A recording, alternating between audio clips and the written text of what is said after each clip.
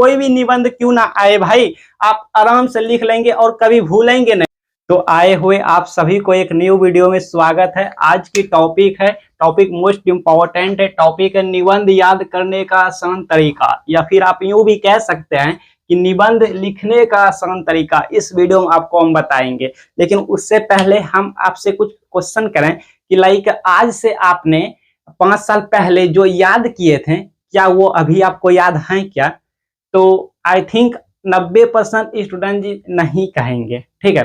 तो इससे ये साबित होते हैं भाई, इससे ये प्रूफ होते हैं कि रटे हुए चीज लंबे समय तक याद नहीं रहते हैं, है ना। रटे हुए चीज लंबे समय तक याद नहीं रहते हैं, अर्थात आपको निबंध रटना नहीं है, ठीक है। किताबी लैंग्वेज आपको, किताबी सेंटेंस आपको रटना नहीं है। बिकॉज अगर आप रट के याद करते हैं तो 5 साल के बाद छोड़ो नहीं, आप एग्जाम तक याद नहीं रहेंगे, एग्जाम आते आते आप भूल जाएंगे, ठीक है। हाँ, हालांकि आप रिवीजन करते रहेंगे तो हो जाएंगे, ठीक। अगर आप रट के याद करते हैं तो रिवीजन करेंगे 5 दिन में, 5 दिन में रिपीट लगाते रहेंगे तो एग्जाम तक याद रह जाएंगे। लेकिन एग्जाम में लिखने में कठिनाई होंगे, क्योंकि वहां पे जो याद किए हैं आपको सोच सोच के लिखने होंगे।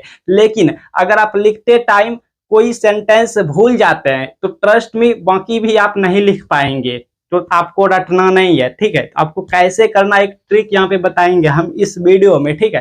देखिए, सबसे पहले लाइक आपको निबंध में जो है ना अपने मन की, अपने दिल की बातें लिखना होता है, ठीक है। इससे आपको निबंध कैसे लिखना है, आप उस निबंध के बारे में क्या सोचते हैं, आपका क्या कहना है। जैसे कोई निबंध आ गया लिखने, ऐसे आ गया लिखने, ठीक है। तो आप उस निबंध के बारे में क्या सोचते हैं, आपके दिल में क्या चल रहे हैं, मन में क्या चल रहे हैं, आप उसके बारे में क्या कहना चाहते हैं, वो लिखना है। अपने मन से लिखना है। क्वेश्चन में रहता है, क्वेश्चन में रहता है परीक्षार्थी अपने शब्दों में ही, ठीक है, उत्तर लिखें। तो अपने मन की बातें वहां पे बना बना के लिखना है, किताबी सेंटेंस नहीं लिखना है आपको। अब कैसे लिखना है, क्या लिखना है, वो मैं इस वीडियो में बताऊंगा, ठीक है। लेकिन हाँ, उससे पहले आपको जो भी निबंध तैयारी करना है, रेडी करना है, प्रिपरेट करना है, उसको आपको क्या करना है, किताबी सेंटेंस जो होते हैं वहां पे, किताबी जो वर्ड होते हैं, जो किताब में निबंध लिखे होते हैं, उसको आपको 1 टाइम्स 2 टाइम्स आई मीन 1 बार 2 बार पढ़ लेना है, समझ लेना है उसमें क्या क्या रहा है। उसको एक कहानी की तरह जो रहता है लिखा, उसको पहले अच्छे से पढ़ लेना है, समझ लेना है। फिर आप खुद से एनालाइज करेंगे कि उसमें क्या क्या कह रहा है। आप मुख्य मेन पॉइंट को देखेंगे, फिर उसमें खुद से रिसर्च करेंगे कि हम इसके बारे में क्या कह सकते हैं, अपने मन से हम क्या कह सकते हैं, ठीक है।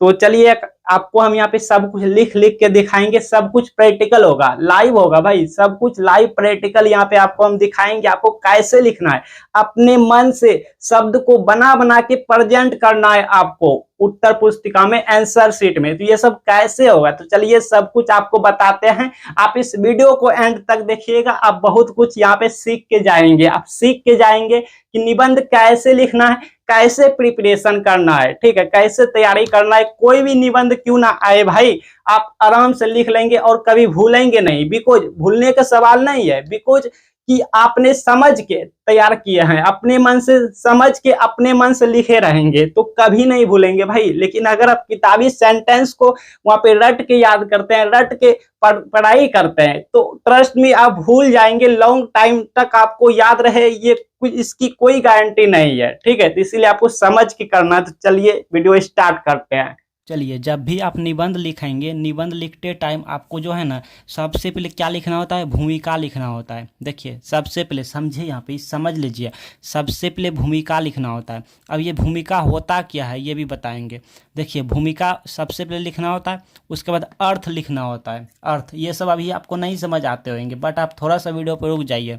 उसके बाद आपको कारण लिखने होते होंगे, ठीक है, कारण। फिर लास्ट में निवारण आई मीन समाधान, ठीक है। बस इतने आपको लिखना है, ज़्यादा नहीं लिखना, 4 को लिखना है मेन जो कि होते हैं।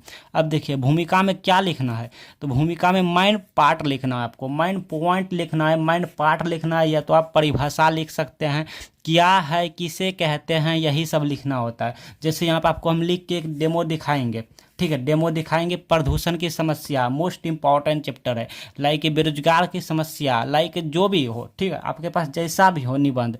तो सबसे पहले भूमिका लिखना है, भूमिका में क्या लिखना है, मेन पार्ट लिखना है, या तो परिभाषा लिख सकते हैं, प्रदूषण परिभाषा लिख सकते हैं, प्रदूषण क्या है, किसे कहते हैं, कैसे क्या हुआ, ठीक है, प्रदूषण यहाँ पे लिख सकते हैं। ज़्यादा नहीं लिखना, बस 4-5 जो है ना यहाँ पे मतलब सेंटेंस इस तरह से लिखना, आपको यहाँ पे दिखाते हैं, ठीक है, सब कुछ यहाँ पे बताएंगे। उसके बाद आपको अर्थ में क्या लिखना है, एक्सप्लेन कर देना है, मतलब थोड़ा व्याख्या कर देना है, एक्सप्लेन कर देना है, थोड़ा ज़्यादा मतलब कि उसमें वर्ड होंगे, ठीक है, उसी में ज़्यादा वर्ड आएंगे, एक्सप्लेन करना है। उसके बाद कारण लिखना है कि कैसे उत्पन्न हुआ, कैसे उत्पन्न हुआ, कैसे क्या हुआ, ठीक है, जैसे प्रदूषण की समस्या, तो प्रदूषण कैसे उत्पन्न हुआ, प्रदूषण कैसे क्या हुआ, इसके बारे में थोड़ा बहुत एक्सप्लेन करना है। देखिए आपको हम बताते हैं यहाँ पे। और लास्ट में लिखना है कि निवारण समाधान, यानी ठीक कैसे करें इसको, कैसे ये ठीक होगा, ये जो समस्या चल रहा है प्रदूषण की समस्या या बेरोजगार का समस्या, ठीक है, ये सब कैसे ठीक होगा, ये लिखना है। तो देखिए यहाँ पे सबसे पहले हमने क्या बताएं, भूमिका लिखना है। भूमिका में क्या लिखना है, प्रदूषण लिख देना है, प्रदूषण का यहाँ पे थोड़ा डेफिनेशन लिख देना है, परिभाषा लिख देना है, किसे कहते हैं, क्या है प्रदूषण, ठीक है। मेन पॉइंट इसमें लिखना होता है, मेन पार्ट लिखना होता है, ठीक है, मेन पॉइंट लिखना होता है। जैसे आप देखेंगे कोई मूवी चलता है, ठीक है, कोई फिल्म चलता है, तो उस फिल्म में या कुछ भी चलता है ना, तो उसमें जो मेन पार्ट जो होता है उसको आगे में कट करके आगे में एडिट करके लगा देता है, ठीक है, फिर उसको देख के अट्रैक्ट हो जाते हैं लोग, बस देखने लगते हैं पूरा। तो उसी को ये जो आप लिखेंगे पूरे निबंध, इसमें मेन पॉइंट मेन पार्ट जो है वो आपको स्टार्ट में यहाँ पे लिख देना है, ठीक है। जैसे प्रदूषण क्या है, गर्मी बहुत है भाई, प्रदूषण यहाँ पे लिखना है, प्रदूषण एक प्रकार का धीमा जहर है। जी हाँ, है ना, धीमा जहर है। धीमा जहर मतलब इससे धीरे धीरे लोग मतलब पहले रोगी होता है, धीरे धीरे वो बीमार पड़ते जाता है, तब मर जाता है, मतलब बहुत धीमा जहर है, बहुत ही स्लो जहर है। लाइक वो कैसे, जैसे देखिए यहाँ पे हवा, पानी, धूल आदि के माध्यम से क्या होता है, मनुष्य में प्रवेश करता है। सिर्फ मनुष्य में भी नहीं बल्कि जीव जंतुओं में, पशु पक्षियों में, पेड़ पौधों को भी हानि होता है, सड़ा गला के नष्ट कर देता है। बस इतना ही लिखना है, यह अपने मन से लिखना है, ठीक है। एक बार आपको किताबी निबंध को या एक बार, 2 बार, 3 बार पढ़ लेना है किताबी निबंध को, ठीक है। उसके बाद आपको अपने से उसमें देखना है हम कैसे इसमें एडिट कर सकते हैं, अपने से क्या क्या लिख सकते हैं। प्रैक्टिस करेंगे आपको आ जाएंगे सब कुछ, ठीक है। तो इसमें हमने लिख दिया कि प्रदूषण अपने से लिखें भाई, ये किताब में नहीं मिलेंगे, आप मैच कर सकते हैं, किताब में नहीं मिलेंगे।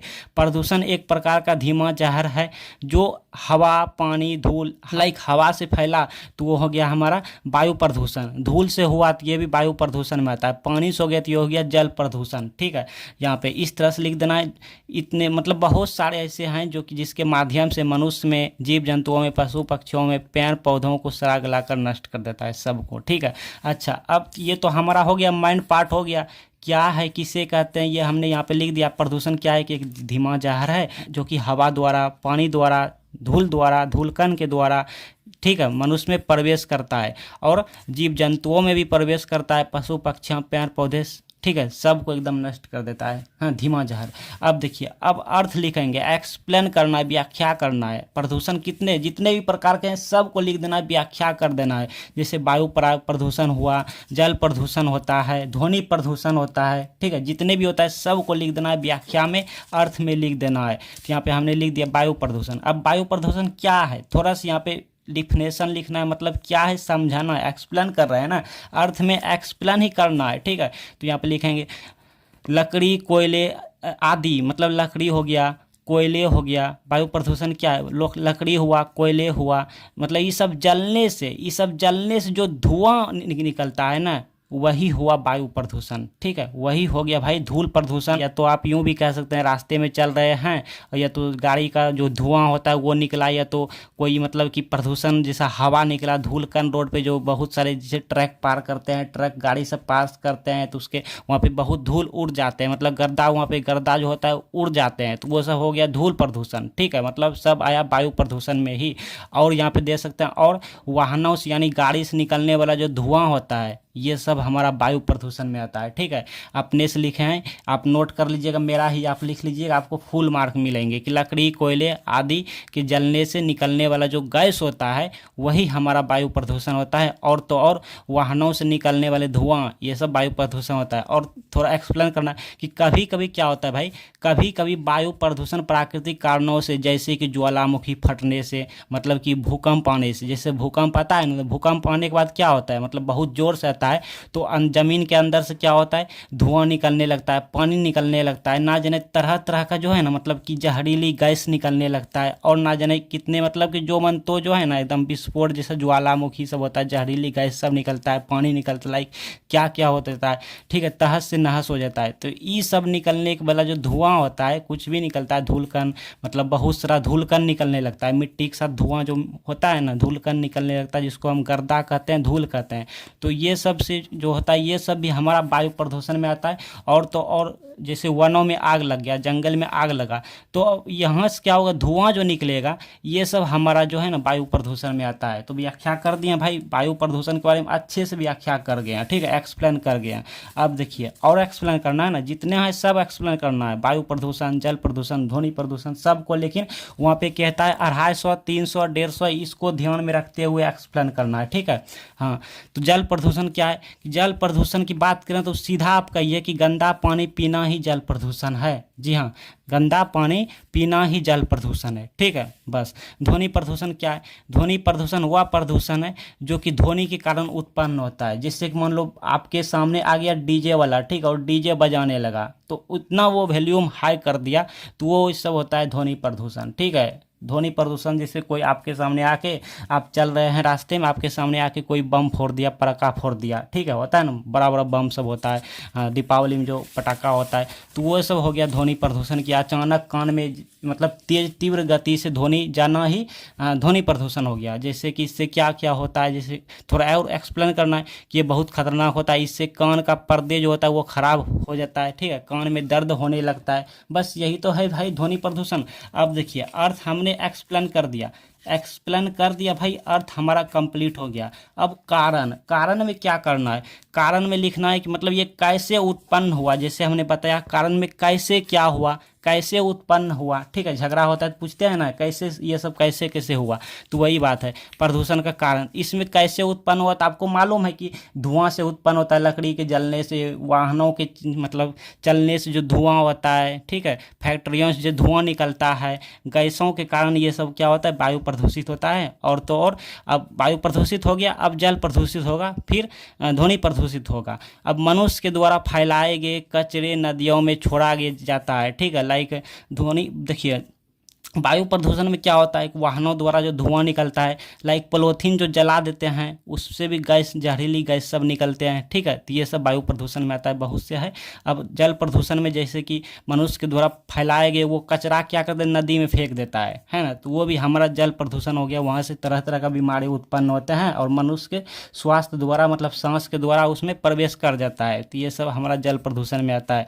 और तो और बचे खुचे कचरे जो होता है वो ज़मीन पर क्या होता है भाई, छोड़ देता है, ठीक है। बहुत सारा आप देखते होंगे, कहीं जाते होंगे तो हाईवे के रोड में जो बहुत सारा कचरा होता है, वो कचरा पूरा एकदम प्रदूषित करता है, तो वो वही सब हुआ हमारा ये भूमि प्रदूषण हो गया, मतलब धरती पर जो प्रदूषण होता है। और भी ध्वनि प्रदूषण आप यहाँ पे लिख सकते हैं, ध्वनि प्रदूषण अपने मन से लिख सकते हैं भाई, कि जब भी डीजे का आवाज़ वॉल्यूम हाई होता है तो वही हो गया ध्वनि प्रदूषण। अपने मन से कुछ भी लिख सकते हैं, बिकॉज एग्जामिनर खुद कहता है कि परीक्षार्थी अपने शब्दों में कोशिश करें उत्तर लिखने की, तो आप बना बना के अपना मन से आंसर लिख सकते हैं। अब ये ठीक कैसे होगा भाई, प्रदूषण का निवारण लिखना है लास्ट में। देखो भीग गया, कितना पसीना मेरा चूड़ा है, ठीक है, आपको दिखा नहीं सकते, देखिए यहाँ भी कितना आपको दिखा नहीं सकते। निवारण समाधान यानी ठीक कैसे होगा ये सब, तो पेड़ पौधों की कटाई करना बंद कर दे जिससे कि स्वस्थ हवा आए, ठीक है। पेड़ पौधे कटाई कर देते हैं, फिर स्वस्थ हवा कम मिलते हैं और प्रदूषण फैलते जाते हैं, तो इसलिए पेड़ पौधे की कटाई करना बंद कर दी जाए।